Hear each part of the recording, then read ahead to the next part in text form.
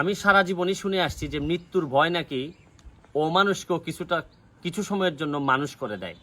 কিন্তু আমার কাছে আজকে মনে হয়েছে যে বরগুনার আমতলী থানার যে ঘটনা, যেখানে শানু হাওলাদার নামে একজন লোককে পিটিএম ওসির রুমে পিটিএ মারার অভিযোগ, আমি তার ঝুলন্ত লাশ দেখলাম ফেসবুকে।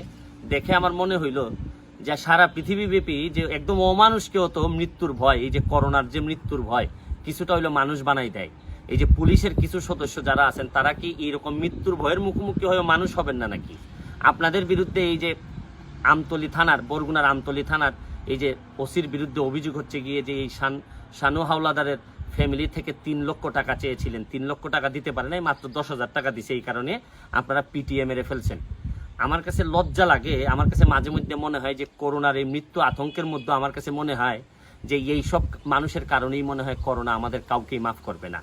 আবার তাও মনে হয় যে কিছু মানুষ যারা এই ধরনের অপরাধ করেন, যারা এই ধরনের অমানুষ, তাদেরকে যদি করোনা নিয়েও যায়, এতে যদি আমার নামও থাকে আমিও চলে যেতে চাই বাংলাদেশ থেকে, তাও যদি বাংলাদেশটা মুক্তি পায়। আমার আশ্চর্য লাগে যে একজন ওসি নিশ্চয়ই এত ক্ষমতা পাইতো না যদি এই বরগুনার নেতা যারা আছেন, নেতৃবৃন্দ যারা আছেন, আমার বিশ্বাস আপনাদেরও কন্ট্রিবিউশন এখানে আছে।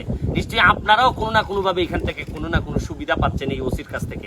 নাইলে একজন ওসি, আমি আমার এলাকায় ওসির থানাতে গিয়ে দেখছি যে রাজনৈতিক নেতাদের যদি ছত্র ছায়া না থাকে, ক্ষমতা যদি আপনারা দিয়ে না থাকেন, তাহলে একজন ওসি এত বড় সাহস পায় না। আপনি দেখেন ওসির রুমে হত্যাবাদী দেন, আপনি নির্যাতনবাদী দেন, একটা মানুষ সুইসাইড করার এত শত শত মানুষ থাকে এই জায়গায়, সুইসাইড করার সুযোগই মানুষটা পায় কিভাবে? আমি দেখলাম যে আজকে দুঃখ লাগতেছে, নিজে লকডাউনে বাসায় বসে আছি, নাইলে হাইকোর্ট সুপ্রিম কোর্ট সব জায়গায় এটা নিয়ে যেতাম। আমার বিশ্বাস আছে যেভাবে কুড়িগ্রামের ডিসির বিরুদ্ধে এই সরকার ব্যবস্থা নিছেন, আমি সরকারের যারা আছেন তাদের জন্য বলছি যে ব্যবস্থা নেন। আপনারা কুড়িগ্রামের ডিসিকে যেভাবে পরিবর্তন করছেন, চেঞ্জ করছেন, তাকে পানিশমেন্ট দিয়েছেন, আমি মনে করি এই ওসির ব্যাপারেও সামান্যতম ছাড় দিবেন না।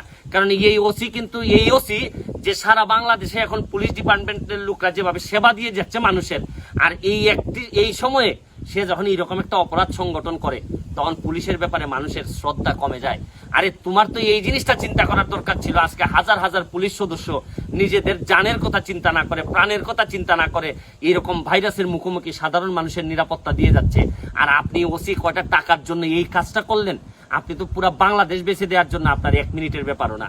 আমি বিদায় নেওয়ার আগে শুধু এই কথা বলবো যে আপনারা বরগুনাবাসীর উদ্দেশ্যে বলছি যে আপনারা কি শুরু করছেন। আপনারা কয়দিন আগে রিফাতের সময় আপনারা জানেন যে বরগুনাতে রিফাতের হত্যা মামলাতে কি ঘটনা ঘটলো, সবার সামনে কুপায়ে মারা হয়েছে।